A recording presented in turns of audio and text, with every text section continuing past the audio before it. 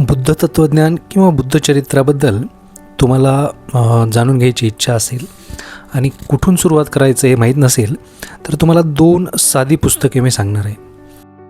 ज्यामध्ये पहिलं पुस्तक आहे आचार्य धर्मानंद कोसंबी यांचं बुद्धचरित्र. अतिशय साधं, सरळ आणि गोष्टी रूपातलं हे वाचनीय असं पुस्तक आहे. आणि दुसरं आहे कृष्णराव अर्जुन केळुस्कर यांचं गौतम बुद्धांचे चरित्र, जे डॉक्टर बाबासाहेब आंबेडकर यांना ज्या पुस्तकांनी भुरळ घातली ते म्हणजे हे कृष्णराव अर्जुन केळुस्करांचं पुस्तक.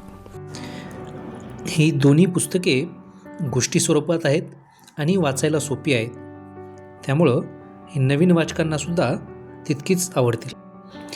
ही माहिती तुम्हाला कशी वाटली ती सांगा आणि अशाच नवीन नवीन पुस्तकांच्या माहितीसाठी आणि वेगवेगळ्या आयडियांसाठी चॅनलला सबस्क्राईब करायला विसरू नका. तर पुन्हा भेटूयात पुढच्या व्हिडिओमध्ये. धन्यवाद.